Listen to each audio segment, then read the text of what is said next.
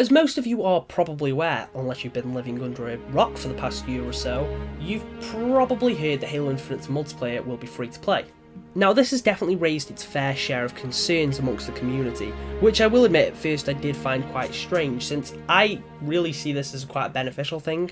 So I wanted to take some time in today's video to discuss my thoughts on the matter, to bring up some of the concerns that I've seen people have and give my opinion on them, and also just generally talk about how I think the multiplayer being free to play will be quite beneficial to the game's community and its lifespan overall. So how's it going, Magpies? I'm Magpie Leon, and let's jump straight in.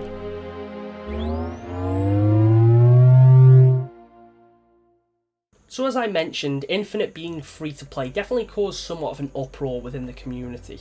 A lot of fans didn't quite react too happily to the news. Now, some of these reasons were definitely justified, and some of them less so. For example, one of the ones that I saw reoccur quite a lot was people saying that now Infinite was going to be filled with cringy kids.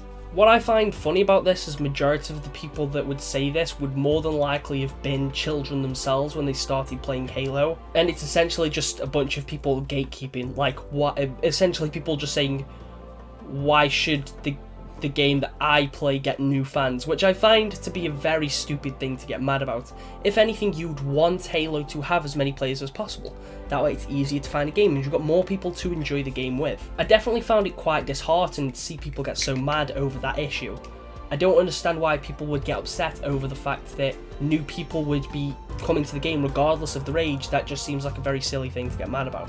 Anyone should be allowed to enjoy the game, not just the people that you think should be allowed to enjoy it. So I definitely found this to be one of the more stupid issues that people had with it being free to play that I'd come across.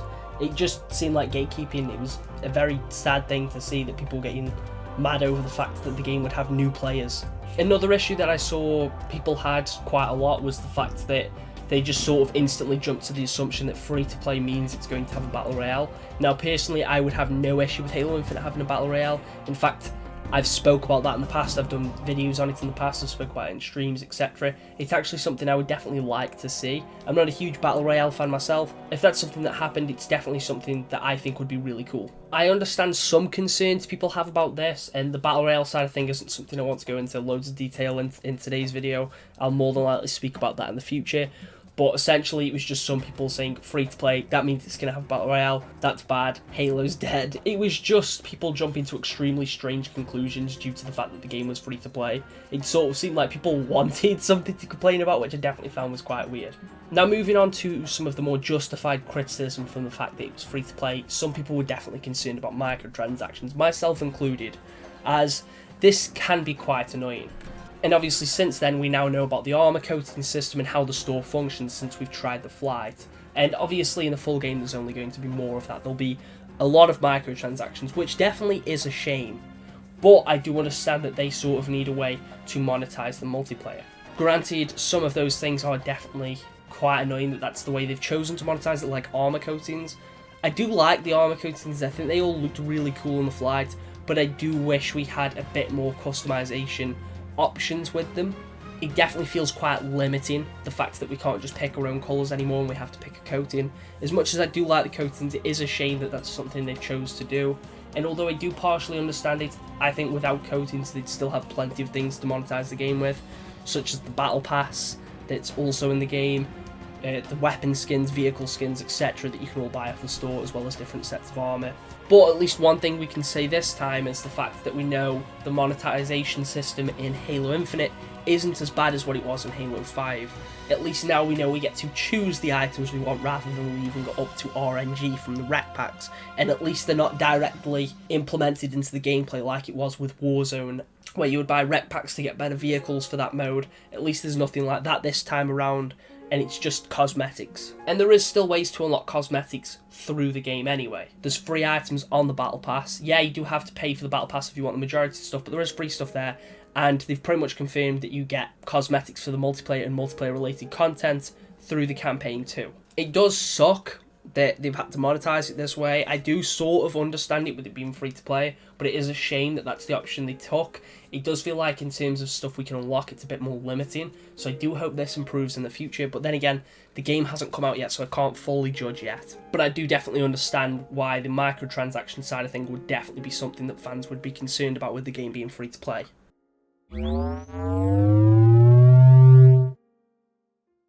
Now that I've addressed some of the community's concerns and my overall thoughts on some of them, I would like to actually talk about my thoughts overall on the multiplayer being free to play and why I think that's a good thing. Now obviously with it being free to play, as prior mentioned, this means there'll be a lot of new players. A lot of these people will be returning fans coming back to the series, and some of them will be brand new fans, and I think that's great. I mean, one, it means there's more than likely going to be a bunch of noobs when the game comes out, which means I'll be able to level up quite confidently and quickly when the game first drops, as I'll feel quite good about myself as I'm beating people that have way less experience than me. I'm joking, of course. It's just nice that Infinite will have more players. It would be nice to see Halo have a large player base again. That's something that I'm definitely looking forward to. I'm glad that a lot of people will be able to experience their first Halo game for the first time. I think that's really cool. Since most of the other big shooters on the market right now have some form of free-to-play mode or are completely free-to-play, I definitely think it's the right decision in order for Halo to compete with said games on the market to make its multiplayer free-to-play. And unlike a lot of games where it's just a battle royale or something that's free, its entire multiplayer experience is completely free, which I think is awesome. Although there is definitely some things that are a little bit disappointing, like how the monetization system is working. Hopefully, I actually don't think it will be that bad. I don't mind the battle pass system and how Halo's handling it, how it's always there and it doesn't expire. It means I won't feel rushed to do it, which I'm fine with.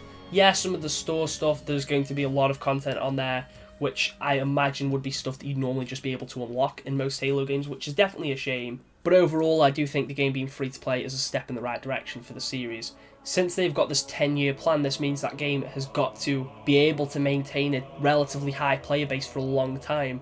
And I think with it being free to play, it will have more players coming in, it will be generating more money over time. They'll be able to update the game more frequently. The fact that anyone can just see the game, see that it's free, download it and hop in at any time, that's definitely something that, again, I think will really help the game in the long run. It will mean that the player base won't die off as quickly as something like Halo 5. That, and obviously it's available on multiple platforms this time, releasing on PC too, and you can even play it through mobile with xCloud. So I think it's safe to say making the game free to play will help players find a game much easier. Anyway folks, I think that's about all I wanted to say for today's video. It's only been a bit of a short one, but if you have enjoyed today's video, let me know down in the comments. Let me know on your thoughts on the game being free to play. Is it something that you're happy about? Is it something that you're disappointed with? Do you think it will benefit the game or not? But anyway, that's all from me today. I'll catch you in the next one.